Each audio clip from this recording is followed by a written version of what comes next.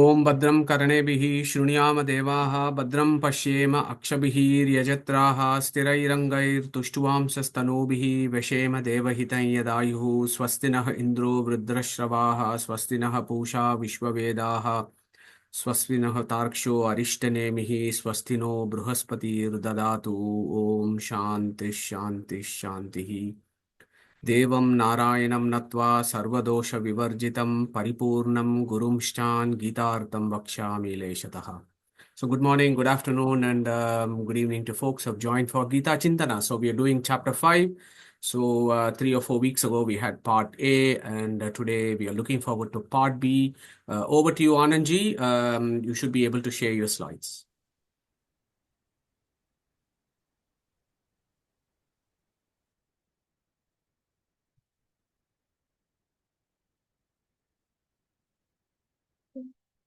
Harihi Om, Shri Gurubhyo Namaha, Shri Krishnaya Namaha.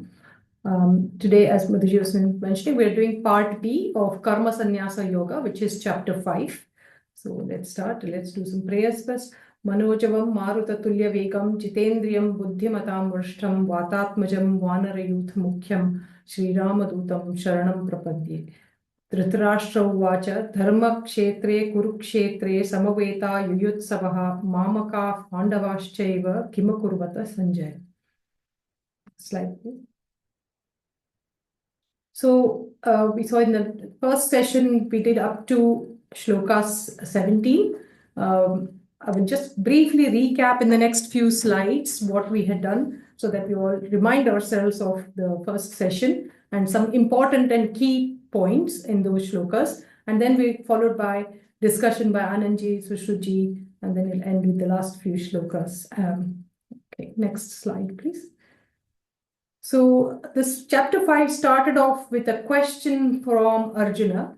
And the question was, is sannyasa better, that is renunciation, or karma yoga is better? Now, why did he ask this question? Because Krishna in the previous chapters had mentioned about renunciation of desires of fruits of action. He'd also talked about karma yoga, and he had said dedicate everything to me and fight.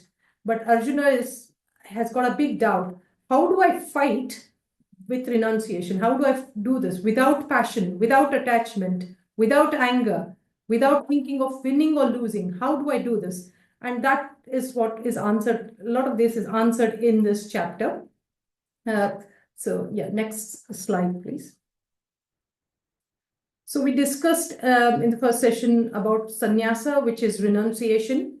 Again, you might be thinking sannyasa means sannyasa ashrama, but Shri Krishna clearly defines sannyasa in the third shloka, says the yona dveshtina kankshati. So a sannyasi is one who neither hates nor loves and is liberated from pairs of opposites. Of course, Anandji will go through this in detail in this particular session later on. And we talked about karma. So we cannot give up all the karma. So it's not renunciation of karmas, but it's renunciation of kamya karma. So sannyasa means renunciation, karma means action, actually doing things. So to get jnana, we have to do karma along with karma sannyasa. So the picture on the right hand side of the slide clearly shows that karma leads to jnana, and then with jnana we have to do karma. So that cycle continues and we improve constantly. So karma and sannyasa are like two sides of the same coin. So you cannot be doing one either. You have to combine both to attain jnana. So next thing is to remember is that karma and jnana, both done properly, karma yoga and jnana yoga, both which are done properly, will lead to the same end, which means moksha. So that is what should be our aim. And if we think that karma or sankhya and the yoga, jnana, are different, then we are childish. That is what he's saying in the fourth shloka, Sankhya Yoga Prithak Balaha. Okay, so every karma that we do must be done with jnana. If we don't do it, for example, doing yajna, if we don't do it with knowledge, we'll just be inhaling smoke and not getting anything else but a lung problem. Next slide, please. So we also discussed about various renunciations, like, so I mentioned about Kamya Karma, which we discussed last time in detail, renunciation of fruits of action, renunciation of anger, lust, and desires. And there are multiple examples in Bhagavad Gita throughout discussing this renunciation of these three. We discussed renunciation of ahankara or ego, that I have done it, which Nalini ji went through in the next few shlokas. I will again summarize that. And also sankalpa, giving up that I will do it. God has to allow us to do it. That's when we can do it. So we have to give up that thing that I will do it. And also sannyasa of dvandva, reactions to ups and downs. Anandji will go through that in detail in his talk today. So we'll just briefly touch on what Nalini ji and Veena ji told us in the last session. And in the end, we will talk about qualities of yogi, which Sushruti will summarize for us. Next. So Nalini ji talked about why we should not say we have done it, because everything is done by Lord, or Naham Karta, Hari Karta. So we have to add Naham Swatantra Karta.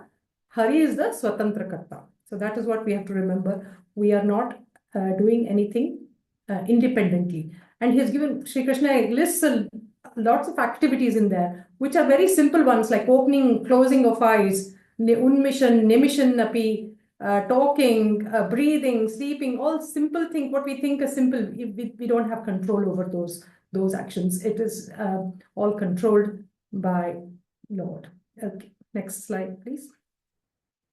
Now, if out of all of the fifth chapter, if you want to take home one message or want to remember one shloka, this is it. 5:10. Okay, so which says Brahmanyadhaya karmani sangam tyaktva karoti yaha lipyate nasa papena padma patra mivambhasa. So again, Narenji had gone through this. The key bit in this is what an aproksha jnani should be like. So he will not claim ownership of activities. He has full conviction that Lord causes all the activities. He performs activities as worship to Lord, is detached from any rewards of such actions, and offers any accrued rewards to the Lord. So the other thing you have to remember, why is this example important? Padma Patra. So lotus grows in muddy waters, but the leaf is still untouched by that water. So we are all immersed in this samsara, but we should be untouched by any of the sins, anything that's happening toward that is happening around us. The leaf is still doing its duty. It's still providing nutrition to the plant.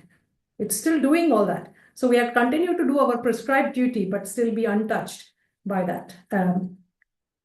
Okay. So we need both renunciation and action to achieve self-realization. So this is a key shloka from chapter 5. Then Veena ji went ahead to say, okay, we talked about Brahma or Lord, how he is independent. What about the jivas? So again, through series of beautiful pictures and slides, Veena ji had explained this very clearly. So one key example again in that part is of a cow and a farmer milking the cow. So cow, if you imagine cow as jiva, it has awareness, produces milk, has intention to give milk. Udder, it cannot act, but it does not have any awareness of intent. So that is a jada. Whereas cow, imagine that to be a jiva, and farmer, like Vishnu, uses the udder, helps the cow to extract its own milk. So what Brahman does is activates the intent and attempt of individual souls for welfare of the souls. Okay, so that, and he also provides us with the apparatus to facilitate that, to act based on the innate qualities. Okay, so we have the key message again here is individual souls have dependent doership, and Brahman is the only independent doer. Next slide, please. Again, beautifully explained. So how do we attain that jnana or aproksha jnana or bimba paroksha? Is first we have to use our external senses to gain knowledge, and then choose the right path, which is the Shreyas. And once you've chosen the right path, we have to think, meditate, which we have heard many times, Shrotavyo, Mantavyo, Nidithyasitavyo. So we have to continuously meditate, think, contemplate, and then develop self-awareness. So once self-awareness comes, then according to the innate capacity, so we cannot say that when, how much we will see or understand Lord. It depends on how much He allows us to see, depending on our innate capacity that we can see or get the bimba paroksha. So this is the whole cycle and why we need those external senses, how we have to use those external senses, etc. So and that with this knowledge, we will lose the ajnana that is covering us. So the ignorance that covers the jiva. Next slide, please. So in summary of the jiva part, where we are saying that jiva is not not independent, sorry. So jiva is not independent. So, but still souls act and hence are responsible for their actions. And the action is based on individual innate characteristics, what we call as swabhava. And why is Brahman not seen? Because of the ignorance. So the souls are shrouded or covered by ignorance. So how do we get rid of it? By bhakti, of course, and bhakti involves everything, karma, sannyasa, and jnana, which I've explained in the past. And even with that, it's not guaranteed. We have to have God's grace, and that is what gives us takes away the ignorance. His grace will take away the ignorance. So what do we have to do from our end? Do the prescribed duty, realize that Lord Hari is Supreme Being, and surrender yourself to the feet of the Lord. Next slide, please. So with that, I would like to hand over to Anandji to go through the equanimity part of it from Shloka 18. Over to you, Anandji. Hari Om, Sri Krishna Namaha, Sri Gurubhyo Namaha. My namaskars to all the members of the satsang. So thank you, Anitaji. We carry on this session on chapter 5 from the shloka number 18. Just to recap, in the last session, Veeraji mentioned this internal path to spiritual knowledge and liberation, aparoksha jnana. Neetaji just recapped it. So what happens, what a person does, an aparoksha jnani, or to reach that goal of aparoksha jnana, one chooses the path of Shreyas, which leads to acquiring vritti jnana.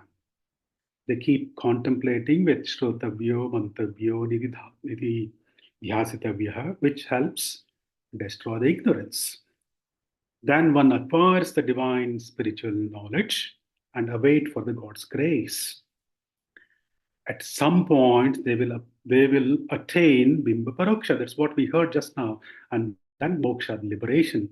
This is an internal path to spiritual knowledge. Then the next 4 shlokas discuss about the external tools for aparoksha jnana. These tools can also be viewed as attributes of aparoksha jnani. So what are they? They are equanimity in the vision and equanimity in the dualities of the life. Let's see the equanimity in vision. Vidya vinaya sampanne brahmane gavihastini shunichaiva shvapakecha panditah samadarshinaha. What it means is the one who is aparoksha jnani, or the learned one, this person sees the Lord in all beings. In Vidya, Vinaya Sampanne, in educated, pious people, exalted scholars like Brahmins, in cows, elephants, dogs, in the cruel people who kill animals. And indeed, in all of them, they see the Lord of infinite auspicious attributes present in everyone. You can see in this picture, there are 3 types of people, 3 types of animal. They're all different.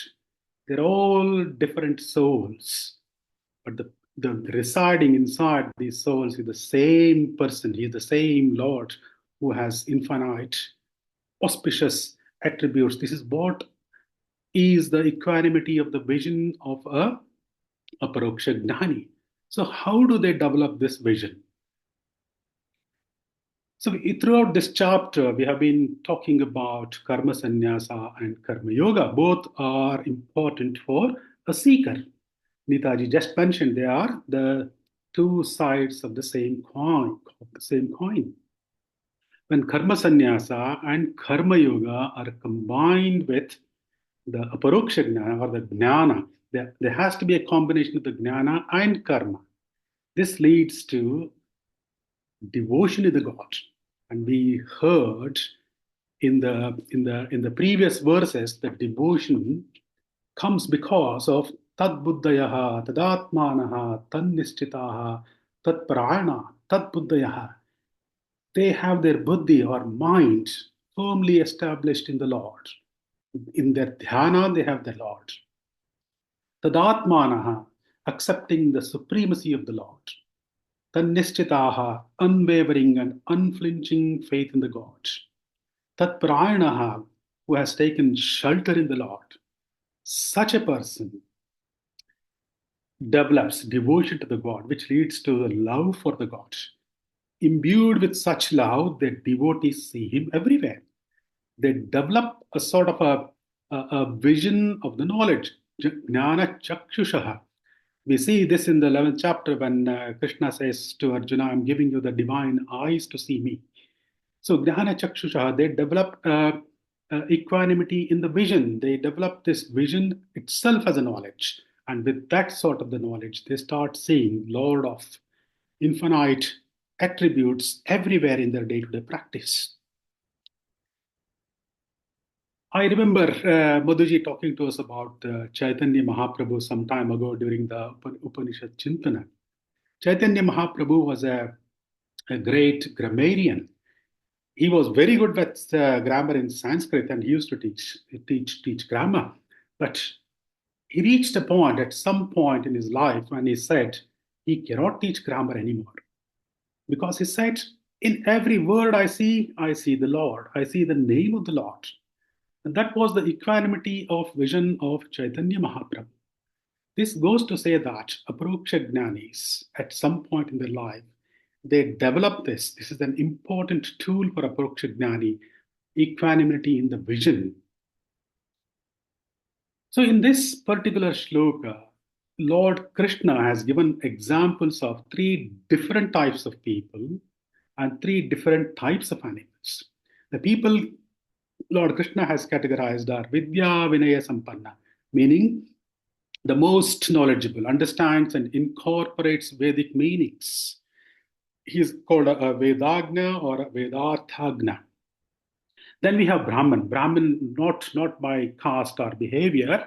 Brahman is someone who knows the parts of Vedas. Then we have Swapaka. Swapaka is the least esteemed, consumes dog's meat and all that. So you can see a different spectrum of people there.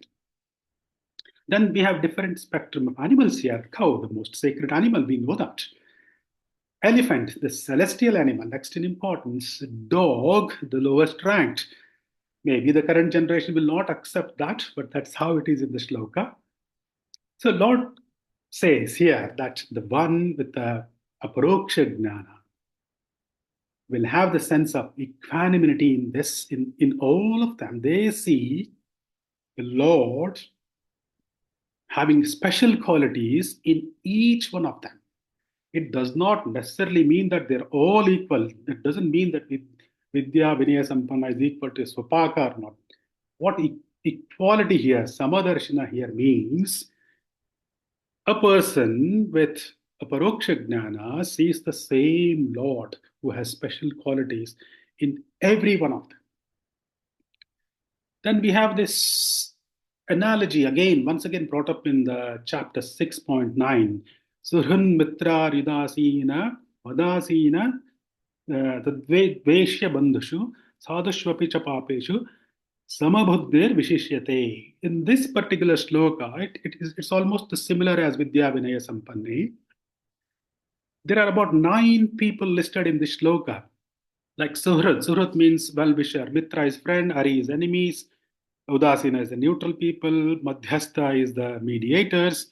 And Dvesha is the envious one. Bandhushu are the relatives. Sadhu and Papeshu. Papeshu are sinners. Sadhu is sadhu. And a Paroksha Jnani treats all of them fairly and equally. Samabhuddhir Vishishyati. What does this equality mean? Equality here is in the sense that the same defectless Lord, Nirdosha Lord, who is full of infinite auspicious attributes, is indwelling in all of them. It does not mean that all these 9 people listed here are to be treated equally. They have equal rights.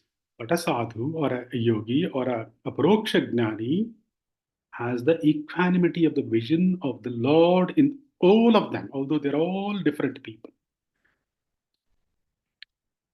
What he sees is the bimba is the same. The bimba is the same in all of them.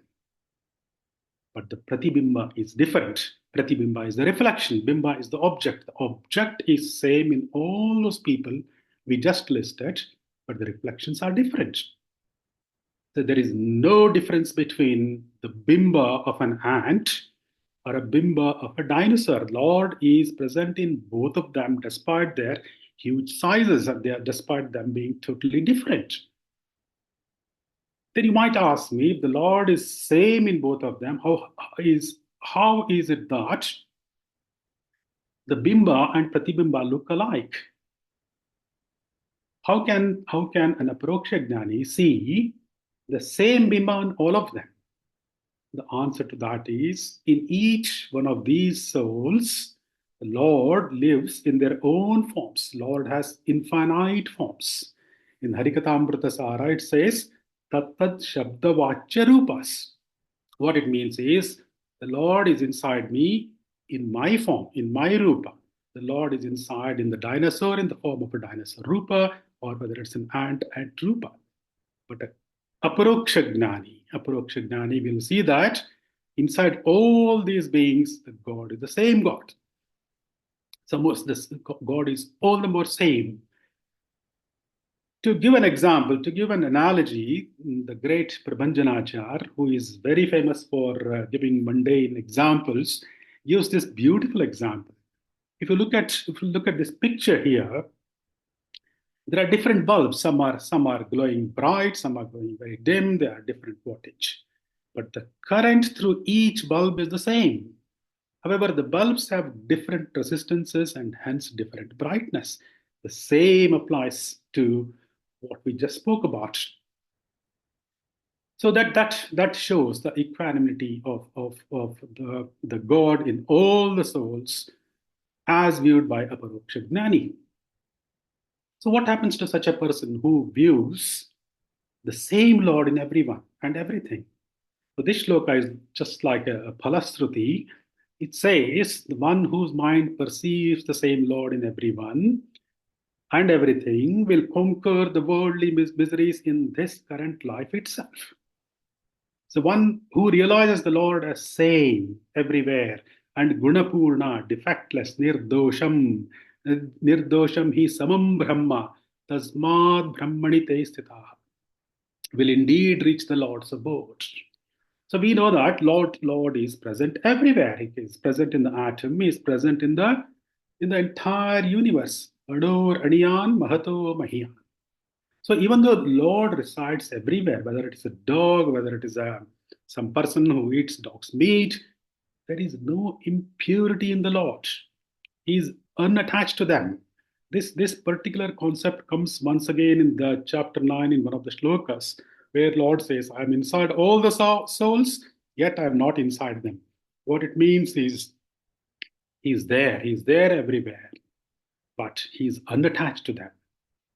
Once a person understands this, that person's mind rests forever in the Lord.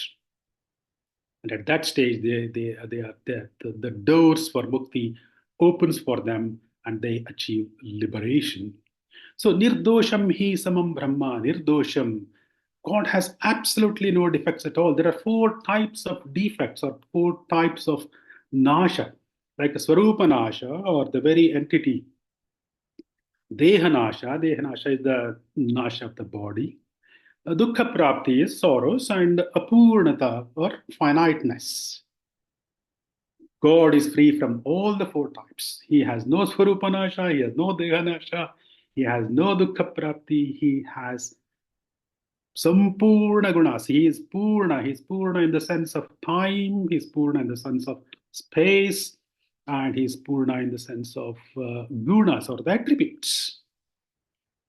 His consort, Lakshmi Devi, has no swarupanasha, no dehanasha, no dukkha prapti. However, Lakshmi Devi is apurna only in terms of gunataha, not in terms of kalataha or deshataha. Whereas jivas like us, we are free from only Swarupanasha. Our soul is eternal. We said that.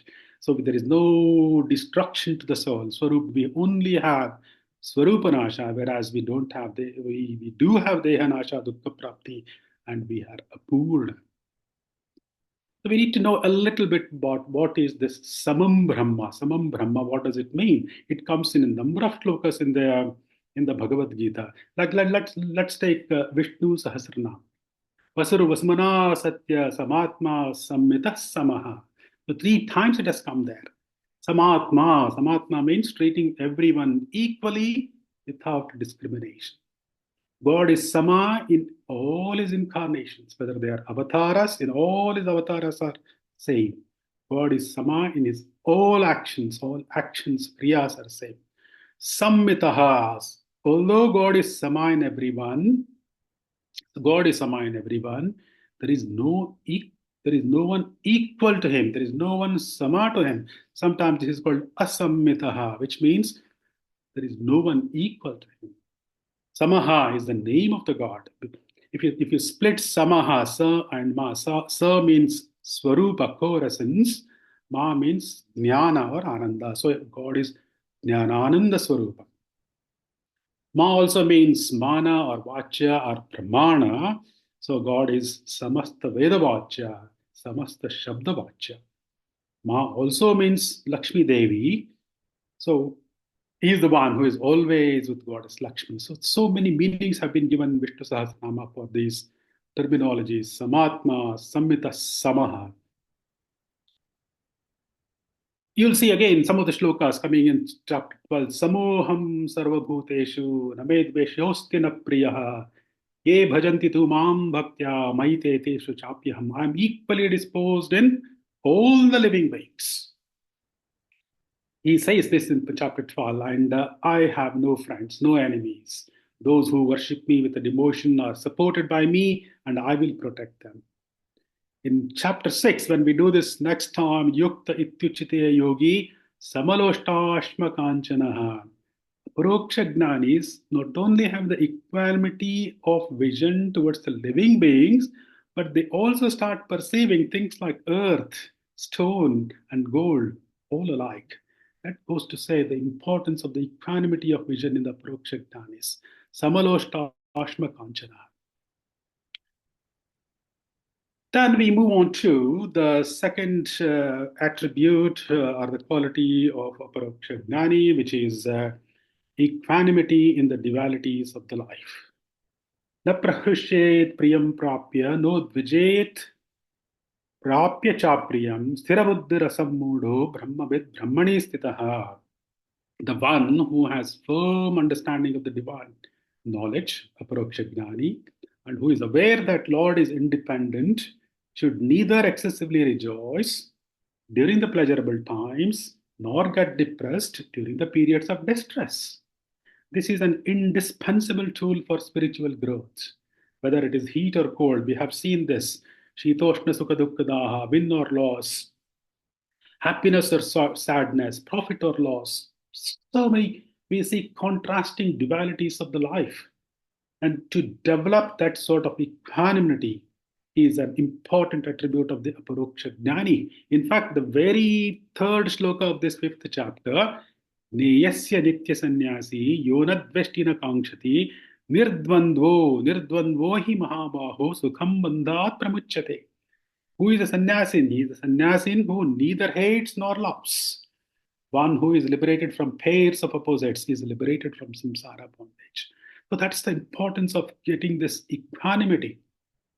So normally what happens for mundane people like us is when we have pleasurable experiences, we excessively rejoice. We go over the board.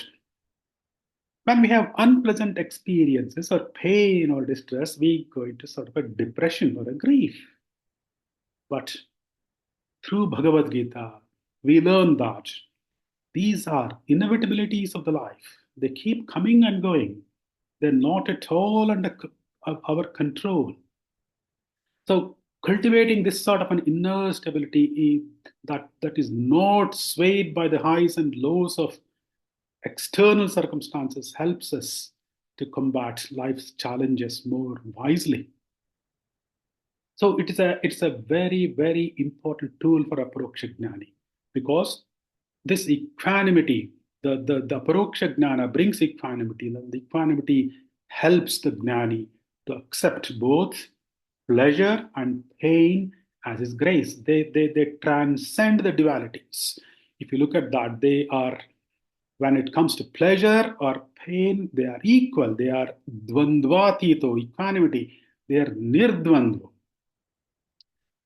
And this equanimity for the dualities of life leads to spiritual growth. And when one's mind is situated in that Lord or the divine consciousness, the attachment to the bodily pleasures and pains, the attachment to pain and the pleasure becomes, it's transcended. They have this feeling of samadukha sukha. Aparoksha Jnani rises above the bodily consciousness and absorb their mind in God, and they give up all the worldly attachments. And that's what Gita teaching us. This transcending the dualities of life comes in a number of shlokas in Bhagavad Gita. If you look at some of the shlokas, Siddhya Siddhyo Samo Bhutva Samatvam Yoga Uchyate. In fact, one of the definition of the yoga is Samatvam Yoga Uchyate.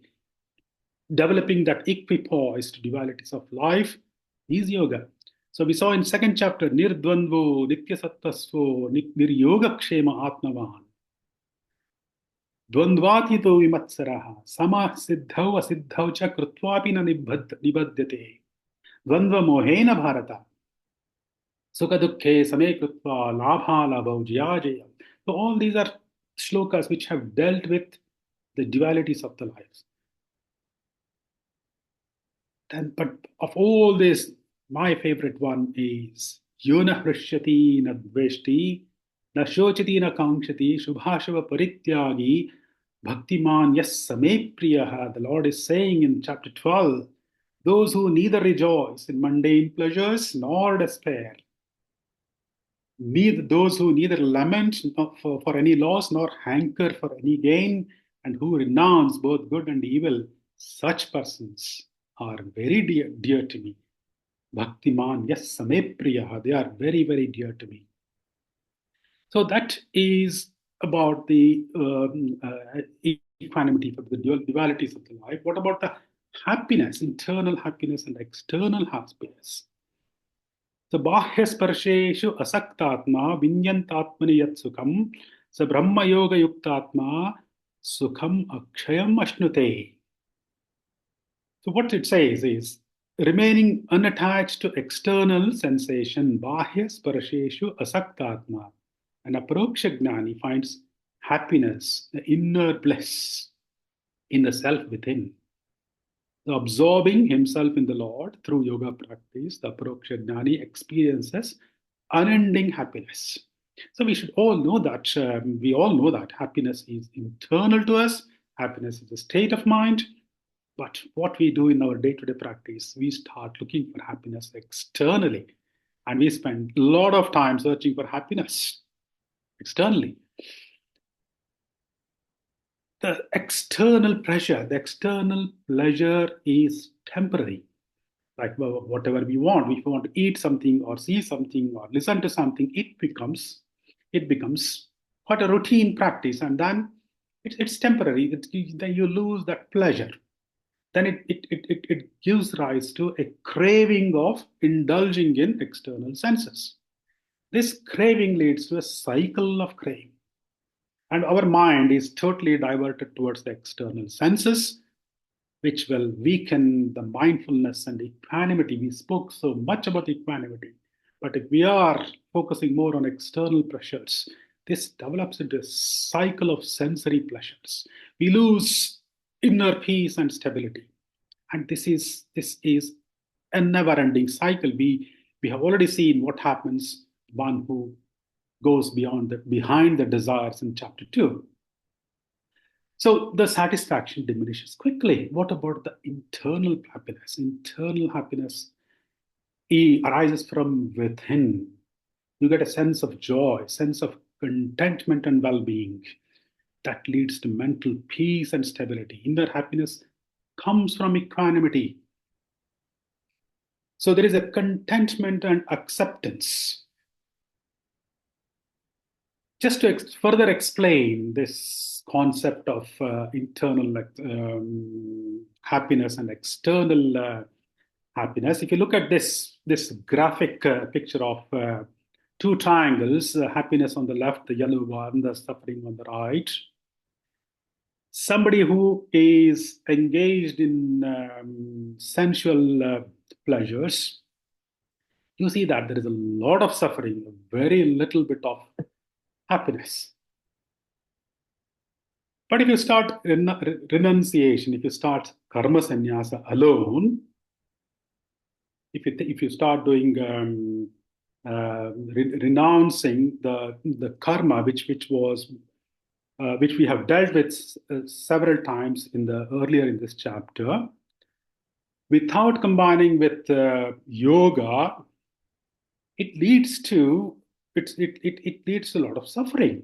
Sannyasastu mahabaho dukkham aptum ayogataha. Without combining karma sannyasa with the karma yoga, you will be a miserable person. Whereas, if you combine karma sannyasa with karma yoga, happiness with some mind training, meditation and dhyana, you can see that the amount of suffering decreases, the amount of happiness goes up. To this you add jnana, paroksha jnana. You have karma sannyasa, karma yoga, dhyana combined with the knowledge. You can see that the happiness from wisdom and enlightenment is maximum. There is an abundant amount of inner happiness. Sukham akshayam ashnute. This concept has been given by Raghavendra Tirtharu in Gita Vivritti. So to achieve that inner bliss, we need not only karma sannyasa and karma yoga, add to that dhyana and the knowledge. A combination of all these leads to the path of Shreyas. Instead of us preferring the path of prayers, which has been very well mentioned in Katha Upanishad, what is beneficial and what one desires, they are not necessarily the same. What one desires may not necessarily be what is beneficial. So one who chooses the desires is the fool. That brings to end my talk on these 4 shlokas. I will pass on to Shushrutji. Thank you, Anandji. Shri Guru Bhyo Namah Hari Om. Thank you for giving me this opportunity. I will try and explain the next few shlokas. So this is a very common question which is asked is, who actually is a yogi? So if you ask a child, next click please, they will say, well, they only know one thing, which is Yogi Bear. If you ask somebody who is involved in a bit of politics in India, they will probably recognize this figure in Indian politics. If you ask somebody who does a bit of yoga in David Lloyd over the weekend, they will say, well, I'm a yogi. I do some of this yoga practice. And some of you may have seen this Adi Yoga thing at the airport, which seems to be very popular these days. But who is the real yogi? The real yogi, of course, is Bhagwan Vishnu, who is in Yoga Nidra. So, next slide, please. If you go to Vishnu Sahasranam, in the 850th name of Lord Vishnu is Yogi. So it comes as Yogi, Yogishaha in Vishnu Sahasranam. So there are some meanings of the word yogi. Firstly, yogi is the one who can be realized through yoga or the practice. So Vishnu can only be realized through the different types of yoga, which we will come to. Second meaning is Chaturmukha Brahma and Mukhya Prana are also called yogis. So Lord Vishnu is the Antaryamin for these great gods, and he is the yogi inside these yogis. The most important meaning for us is the one who actually preaches Jnana Yoga, Bhakti Yoga, and Karma Yoga is the yogi, which is Lord Krishna in Bhagavad Gita, because he's teaching us all these different three yogas, which is the path to the yogi to be realized through these different types of yogas.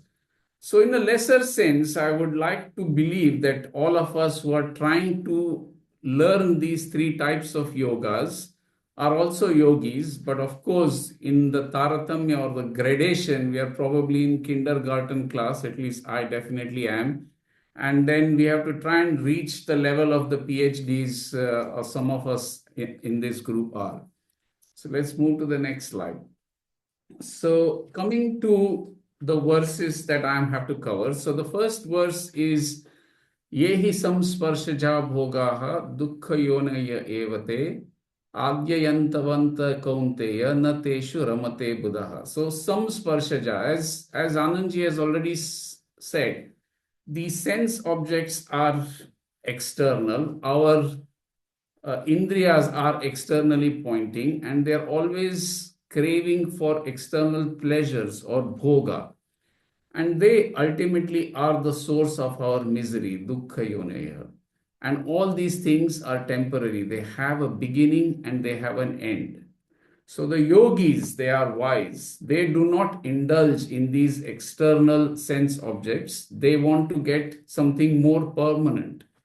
So we know that longer term, all these external sense objects give rise to misery. So there are all these things have need an effort to acquire. So let's imagine that we want to buy a house. So we try to work hard to collect some money. So firstly, there's a lot of effort.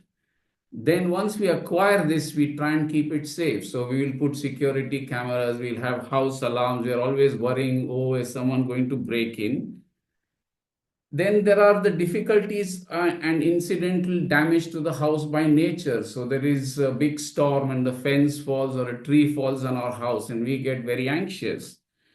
Then there is the pain of someone else having to give up this thing for someone to earn it. So if you want to buy the house, you have to buy it from someone and they may have been attached to it for whatever reason and they are going to lose this house. So they feel a little bit unhappy.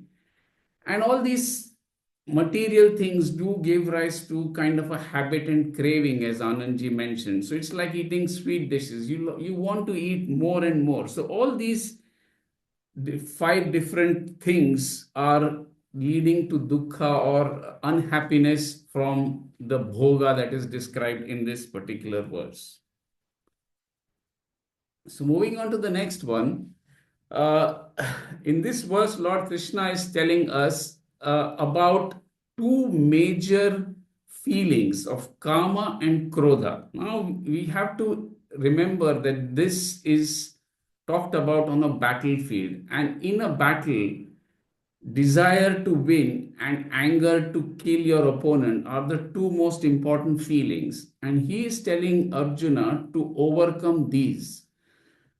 And he's saying that the yogis are able to overcome these two forces or pressures in this particular life.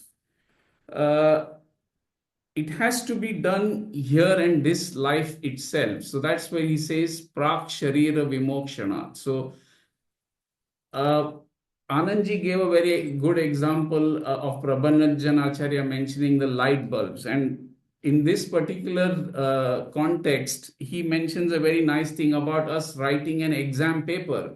So whatever work we have studied, we want to write on this exam paper before the bell goes. Because once the bell goes, whatever more you know, you cannot write. So whatever actions you want to take to improve yourself, you have to do in this life and this life alone, because you don't know what your next life is going to be. It may or may not be as a human being. So only human beings have this sadhana sharira. So the stress of this shloka is to try and make best use of this life that we have got as a human being, to try and overcome these barriers to try and make our progress towards Lord Krishna. Next slide, please. Moving on to the next one, this particular shloka has got something about internal things. So it says, Antas Sukha, Antar Arama. So if you look grossly at it, what is Sukha and Arama? They are like used interchangeably by people. But Bananji in his lectures very nicely says that they are subtly different. So Sukha is a lack of desires and Arama is fulfillment of desires. So if you're really very, very thirsty and you have a nice cold glass of water, then you say, now it's Arama for me. Whereas if you really want something major, like you've passed a big exam or something, then you feel Sukha. That's the next level up. So Sukha is something slightly different from Arama. But here in this shloka, they are talking about antar arama. So the yogis want to get internal fulfillment of desires, and their desire is being with God. So that is antar arama. And then they, of course, get antas sukha as well, because they are not going to have any other desire. Then there is the other thing of Antar Jyoti, which is the inner light. So we know that God is inside us and God is self-luminous. So it is the Antar Jyoti that we want to look at. And once you see that Antar Jyoti, you do not want to see anything else. It is pretty much like once you've been in bright sunlight and you come inside the house, however bright the light is inside the house, it can never be as bright as the sun outside. So everything else pales into insignificance once you have experienced the light of the Lord. So that is the comparison that they are giving with Antar Jyoti. The next important word in this particular shloka is the word Brahma Nirvanam. So the word Nirvanam will come in the next couple of shlokas as well. And as you all know, Nirvanam is quite loosely used in Buddhism and other sort of religions to indicate moksha. But Madhvacharya ji has very clearly used the word Nirvanam as an adjective for Brahman, essentially saying that it is non-material. So I would just like to remind ourselves about a discussion we had in our Upanishad Chinthana a couple of weeks ago. So next slide, please. Where Madhusudan ji talked about Nirvanam. So in the Mundaka Upanishad, in the verse 9, it says here, Hiranyamaye Pare Koshe Virajam Brahma Nishkalam. So Nishkalam, Nirvanam and Akayam. So these were the three words that we discussed as being without a body, or Nirvanam is without a body or without any linga sharira or without any covering. So the Lord obviously is without any of these coverings, and our aim also is to become Akaya, which is to lose our linga sharira, which is to get moksha. So in some ways, Nirvanam does refer to moksha, but Madhvacharya in his commentary has very clearly said that Brahma Nirvanam refers to the non-material nature of the Brahman, which is what he is referring to. So I would urge you all to please go back to Madhusudanji's lecture 2 weeks ago. This slide is a reminder for us to go back. Thank you, Madhusudanji, for allowing me to use your slide. So verse 25 says, Labante Brahma Nirvanam Rusham Shina Kalmasha. So Shina Kalmasha for the Rishis. So they are the wise men or the yogis. Their sins have been purged. They are leading a very pious life. They are Yatatmanam. They are broad-minded. They have all their mind filled with knowledge. So Jnana Yoga, full in action. They are Chinna Dvaita. Their doubts and delusions are all cut away. As Anandji has said, they have risen above the duality. And at this stage, they are going to achieve Brahma Nirvana. So they are in full knowledge of the non-material Brahman. They have realized that Brahman is the benefactor of all living beings, and the purpose of our life is to try and help other people in their welfare. So they are doing Sarva Bhuta Hite. So they are working always to help other people. And that's what our aim should be as well. And the last verse is again Krama Krodha Viyuktana. So they have to banish this Kama and Krodha that we already talked about in the first part of my lecture. So the yogis have already overcome their Kama and Krodha. Their mind is completely in control. They realize that God is in everyone. We have seen that in Anandji's talk, in the dog, in the elephant, in the Shudra, in the Brahman, in anyone and everyone, there is Bhagavanta. He is there everywhere. He is no different. And that is what self-realized souls do. They realize that everywhere there is Bhagavanta. He is controlling everyone. We are merely servants. We are merely tools of action. So that is what we have to remember all the time. So in summary, the yogis do not look at external pleasures. They look at inside themselves. They are at peace with themselves. Once they realize that God is inside you and they have that God vision, you do not really want to do anything else in terms of external pleasure. They always work for the welfare of others. They realize that God is in everything and in everyone, and he realizes that the God is the protector for everyone. So we should look to try and emulate these yogis, to try and improve ourselves and try and get ourselves elevated to the next level up. Thank you. Shri Krishna Arpanamastu. I'll hand over to Neeta. Thank you, Sushruji. So coming to the last three shlokas, so we've heard about what equanimity is, what equanimity in vision, equanimity in dualities.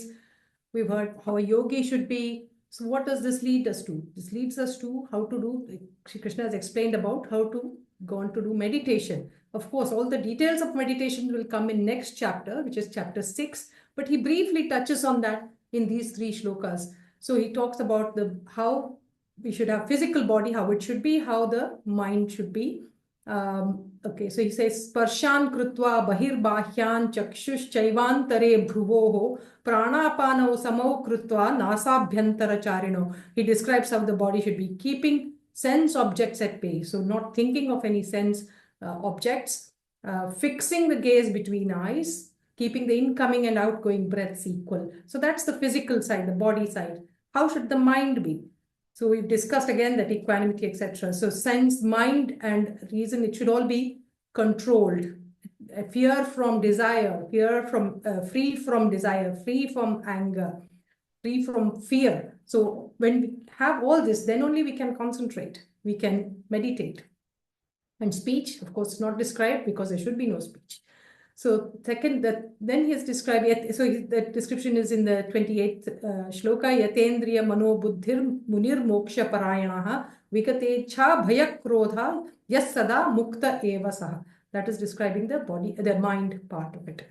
So what do we meditate on? Okay, and why do we meditate? Why do we do dhyana? We have to do dhyana to get aproksha dhyana. You've seen the slide from Vinaji where we have talked about getting rid of the ignorance and getting that bimba paroksha, understanding Bhagavanta. So we need to meditate on Lord. So bhoktaram yajna tapasam sarva loka maheshwaram suhrudam sarva bhutanam jnatva mam shantim ruchati. Means he is the object of meditation. And we have also learned in chapter 9, aham hi sarva yajnanam bhokta cha prabhurevacha, which we just did in the practice session. So he is the receiver, he is the enjoyer of all the yajnas. He is a friend of all beings, Suhrudam. So he's our friend. It's everybody's friend. So we have to meditate on him. So that is what we have to meditate, and we will hear more of it from 6th chapter, the next session. But what I would like to also mention is, if you look at bhakti definition, which will include all the components that we have discussed today, sannyasa, karma yoga, and jnana. So bhakti definition, which has been given by Chitikacharya or Jayatirtha, Shri Jayatirtha, he says, Parameshwar Bhaktir Nama Niravadhika Ananta Anadadya Kalyana Gunatva Jnana Purvaka Swatma Atmiya Samasta Vastubhyodika. So above self, above everyone around you, and above all the material things that you have. So that is the sannyasa part. And again, knowledge is Kalyana Guna Jnana Purvaka, Ananta Anavadya, auspicious attributes that he has. So numerous auspicious attributes. And Nirantara Prema Pravaha, that is our action. So we have to do that activity of Nirantara Prema Pravaha, understanding, having that knowledge, and also doing the sannyasa, giving up everything around us. So with that, so that is all that together will lead to bhakti. And I think it really summarizes the whole of this karma sannyasa yoga in that definition. With that, I would like to end this chapter here. So we'll chant Om Tat Saditi Srimad Bhagavad Gita Su Upanishatsu Brahma Vidyayam Yoga Shastre Shri Krishna Arjuna Samvade Karma Sannyasa Yogo Nama Panchamodhyayah. So just a few take-home messages. I put just pictures to remind you, so you remember pictures.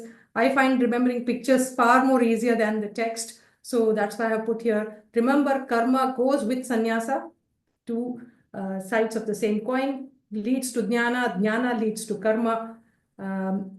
Same in our job, we have to study first to do our job, and in the job, we learn how to, we improve every day. Brahmanyadhaya karmani, remember the lotus leaf example, how to be within the samsara but not attached to it. Remember, jiva is not independent like the cow and farmer example, as the Paramatma who is an independent doer. Remember equanimity in animals and different levels of hierarchy of human beings. Remember equanimity of pain and pleasure. Remember how our yogi should be giving up all the sense objects. So we have to renounce, in summary, we have to renounce kamya karmas, that bit of action, fruits of action, renounce anger, lust, desire, renounce ego, that I have done it. Sarva sankalpa sannyasi means that I will do it. And also dvandvas, the reactions to ups and downs. So these are the different types of renunciations that I found in this chapter and other chapters in the summary. So with that, and I would also like to mention that all the speakers, we have used these following references, of course, Madhusudanji's lectures, Dr. Bananji Govindachar's lectures, and Padman Abachar's books, also Prabhanjanachar's lectures, and our Guruji TSR, Guruji from Coimbatore, so, and his various books. So I'd like to thank everyone and all the Gurujis for this, for helping us with this session. Shri Krishna Arpanamastu. We would really like some interactive Q&A session. So if anyone has any questions, please discuss. And before that, I would also like to think of the questions. In the meantime, Sureshji will tell us what they have planned for next session and when that is. Over to you, Sureshji. Thank you, Neetaji, and thanks to you and the team. It's been a wonderful analysis and conveying of chapter 5, I think.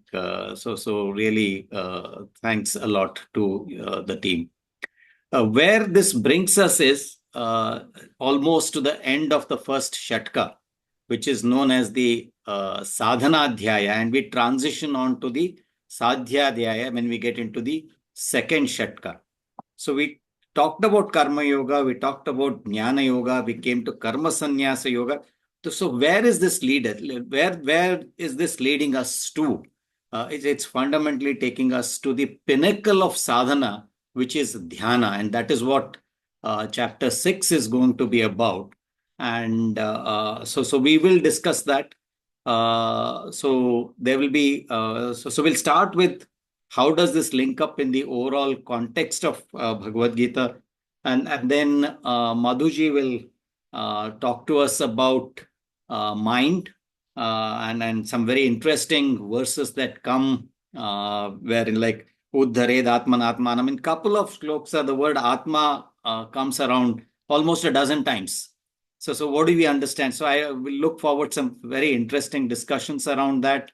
Then what does dhyana mean? How does one do it? What is the so we talked about control of desires, etc. So how does it lead to supreme bliss? So these are some very core fundamental concepts which one can actually achieve, is what GVG and Venkiji will go through, and just maybe this is the pinnacle of sadhana, but it may not be possible for every one of us to get there. So what happens to us? So how do we do it? Are some very practical questions which Arjuna asks towards the end of the chapter, and we'll try to look at some of those. How Krishna replies to the questions from Arjuna towards the end of this. So that's what broadly we've thought about till now. We'll think a little more and come back with perhaps more details. It's now we will have this session next year, and more interestingly, perhaps at the end of first Shatka, there is an invited guest lecture planned, which will help us summarize the learnings of the entire first Shatka. So that's the structure I just wanted to very quickly share with the team here as we transition from chapter 5 to chapter 6. Thank you.